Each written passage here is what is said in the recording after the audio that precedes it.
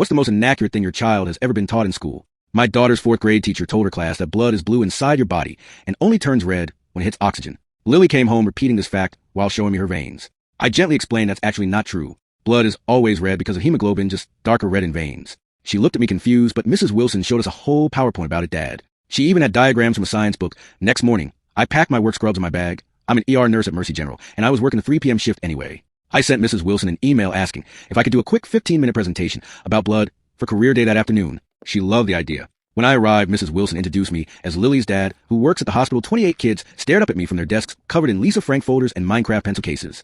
I heard you guys learned that blood is blue inside your body, I said. The entire class nodded enthusiastically. Mrs. Wilson beamed from her desk.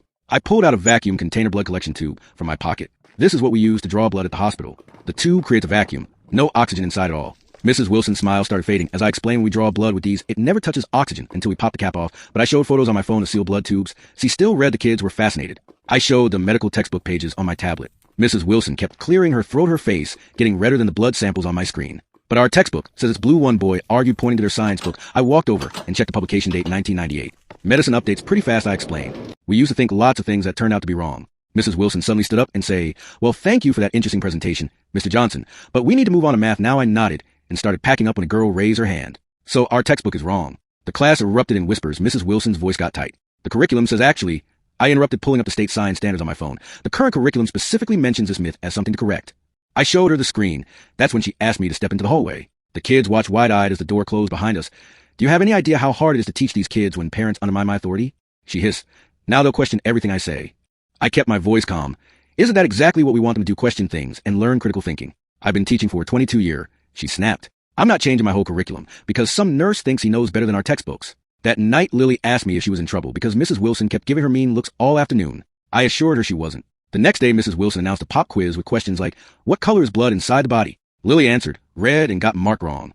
She came home crying with a big red F. I requested a meeting with the principal and brought printouts of medical textbooks, the state science standards, and Lily's quiz. Principal Davis listened carefully, then called in Mrs. Wilson. When confronted with the evidence, Mrs. Wilson insisted, "This is how I've always taught it." Principal Davis asked, "But is it correct?"